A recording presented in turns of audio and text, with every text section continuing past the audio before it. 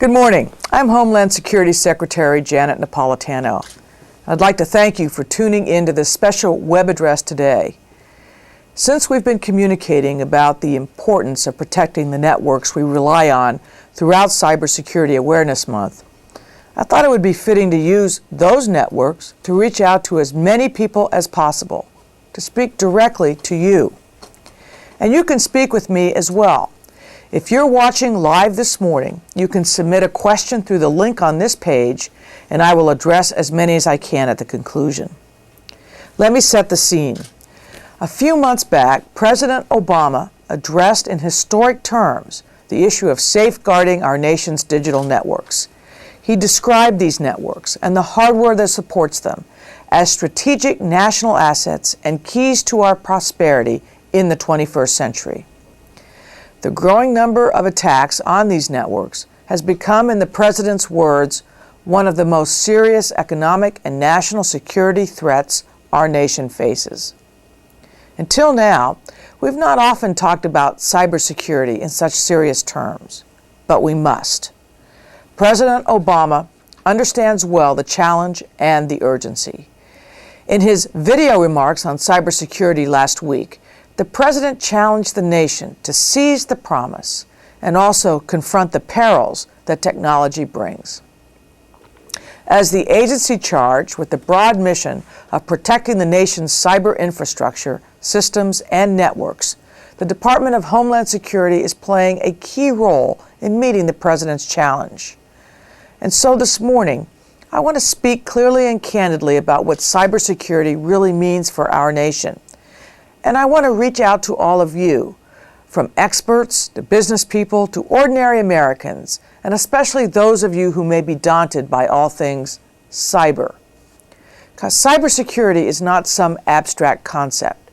This isn't a discussion about computers, about data bits and bytes.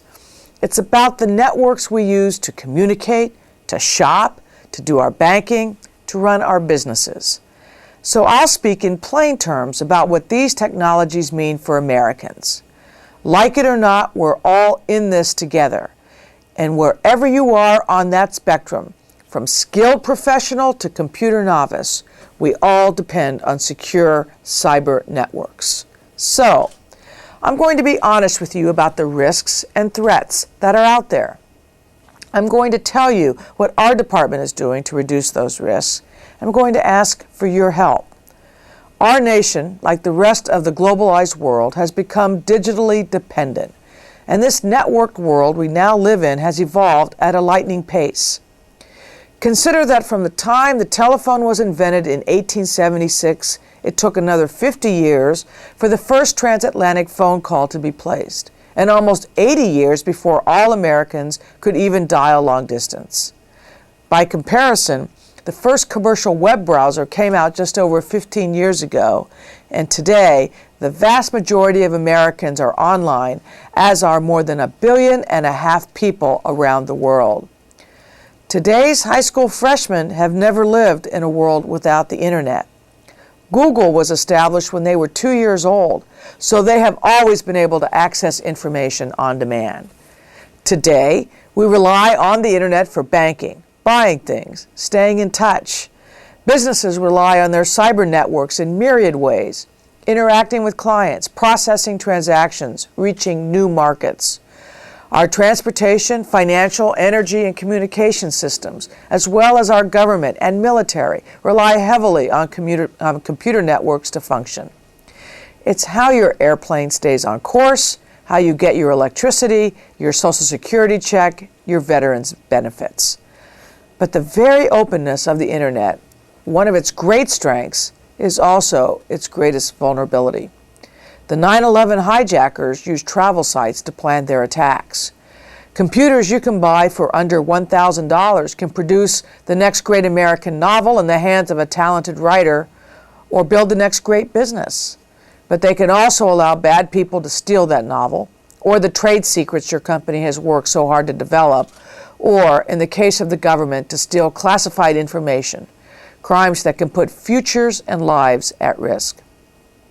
So, as President Obama said in May, cyberspace is real and so are the risks that come with it. We see thousands of attempts a day to hack into our nation's government, military, and private sector networks. We've had computer viruses and worms infect millions of computers around the world, destroying important information and disrupting commerce. And American businesses have lost billions of dollars, and millions of Americans have had their personal information stolen or compromised by cyber criminals, organized crime, and foreign intelligence agencies. We tend to call these cyber crimes or cyber attacks, but in fact, they are attacks on people like you and me and on the institutions we build. Think of it this way. If a predator is seeking to contact your children through an online social network, that's not a cybercrime to you.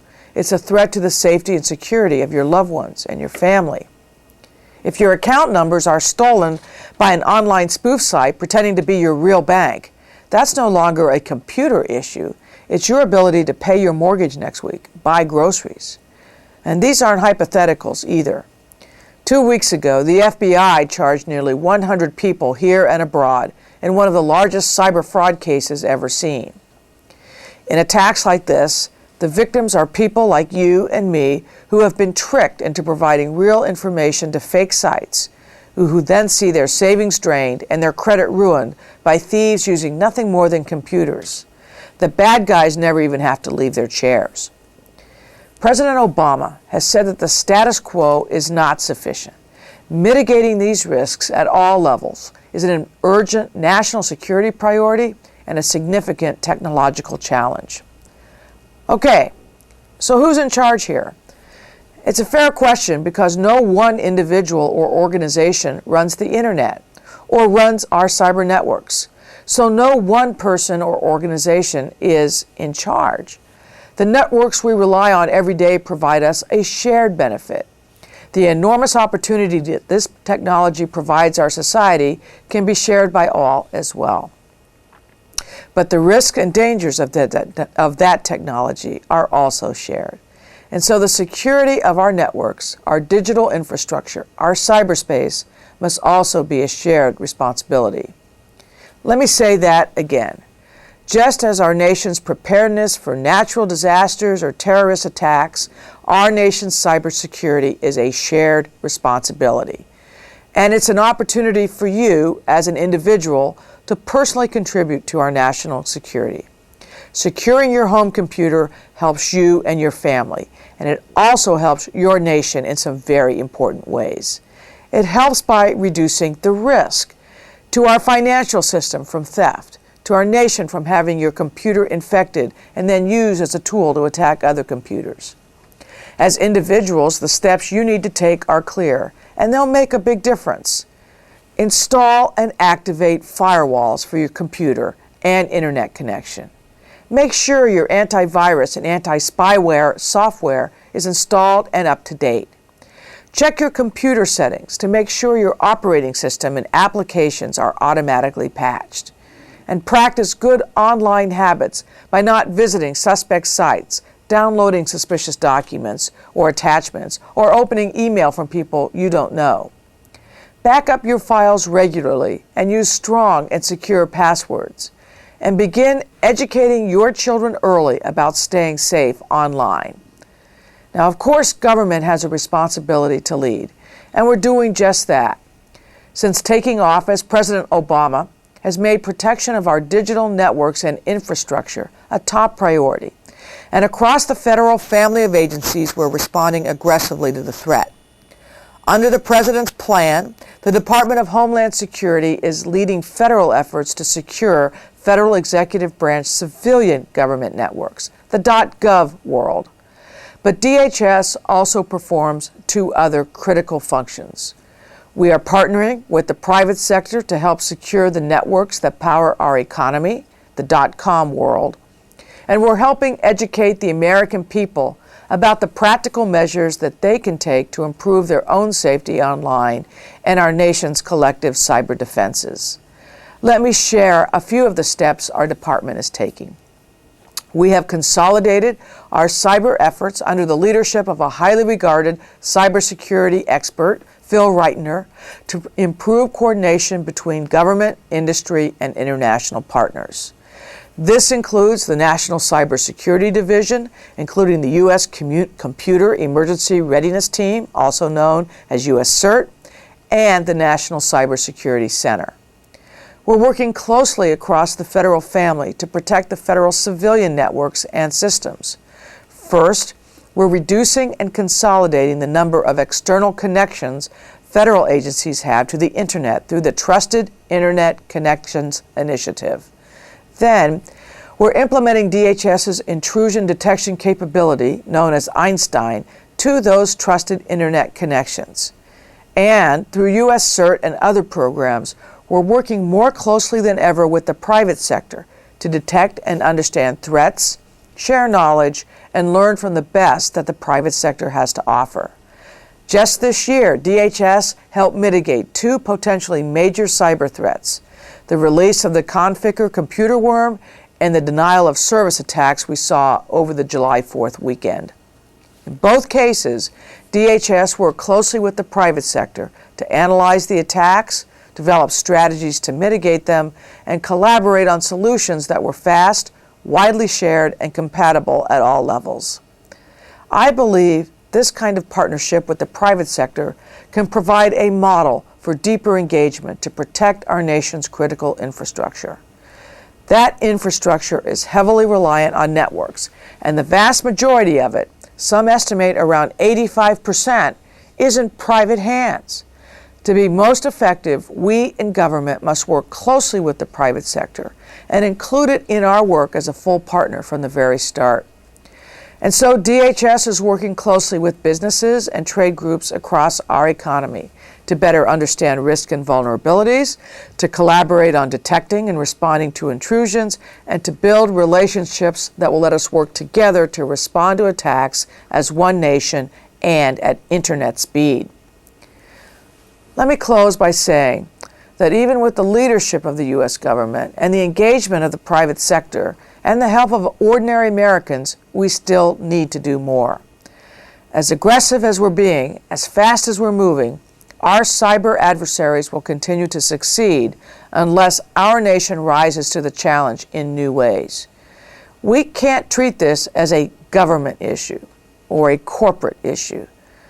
The protection of our digital networks is no longer just a cyber or an IT issue. For people affected, it's a human issue and an economic issue. And for the nation, it's about the future of our prosperity. I truly believe that when we read our history books in future years, we will see that what we faced was a technical and scientific challenge on par with some of the greatest challenges of the last century, like getting to the moon or sequencing the human genome. I also believe there's no better catalyst for rising to this new challenge than our nation's culture of innovation and our world-leading higher education system. As a good indication of how seriously I take this challenge, I've made a very significant down payment on our nation's cybersecurity future. Earlier this month, we announced that DHS has been given expedited hiring authority to bring on up to 1,000 additional skilled cyber professionals over the next 3 years. And here is our message to those professionals and future professionals. Not only does DHS want you, your nation needs you. We need our best and brightest, our finest computer scientists and engineers, mathematicians, and innovative thinkers. I want you to look to DHS. We're a new department, but we're an exciting and dynamic one with a strong and clear mission. At DHS, you'll work hard and you'll be pushed because the stakes are high, and you will have an immediate opportunity to serve and to make a difference.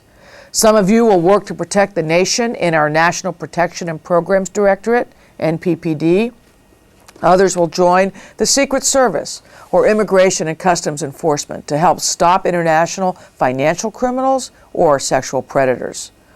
All of you will have a chance to make a difference and to serve your nation. You will find a link on dhs.gov/cyber where you can see the exciting positions that are already posted. I want to thank you again for tuning in today. I hope you'll share this message with others by sending them to dhs.gov to watch the video of these remarks.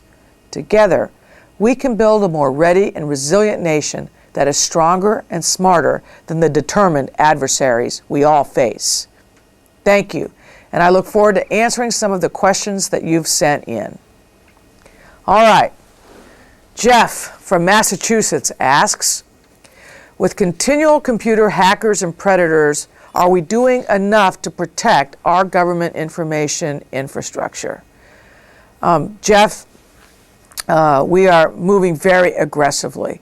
I met just last week with leaders of the cyber world in Silicon Valley, both in the private world, both corporate and in government.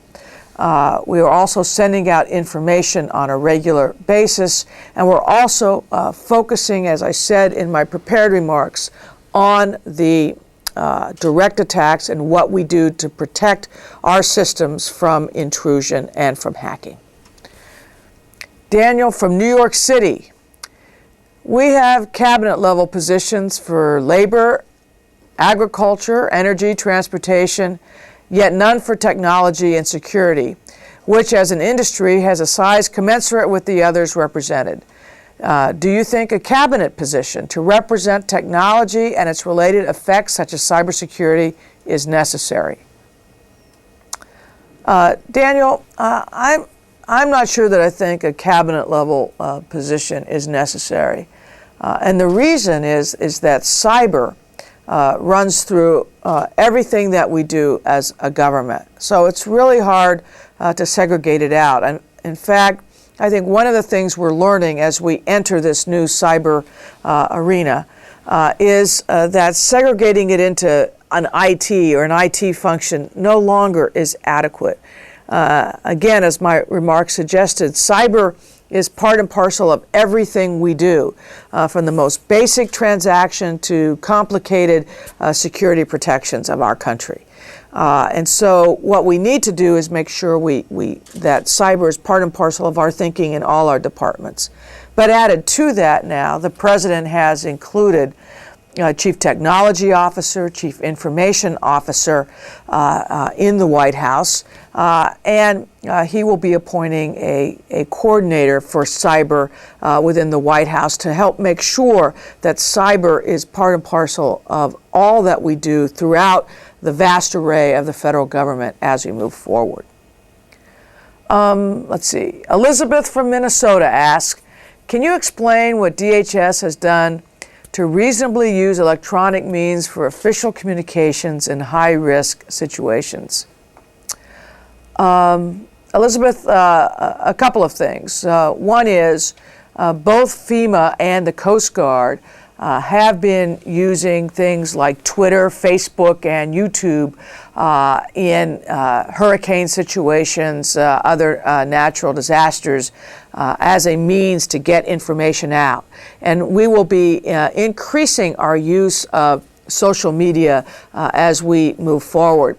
And another interesting application, which doesn't pertain to emergencies per se, but is important to a lot of people, is that our Citizenship and Immigration Services now has online the ability for you to track your own immigration status if you're trying to become a citizen as it moves through that process step by step, as well as tell you how long you can anticipate waiting in each step.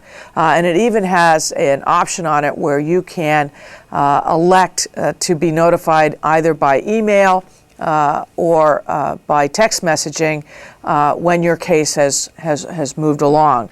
We're looking for other ways to use the internet to make government more open, transparent, and proactive with individuals, again, as we move forward.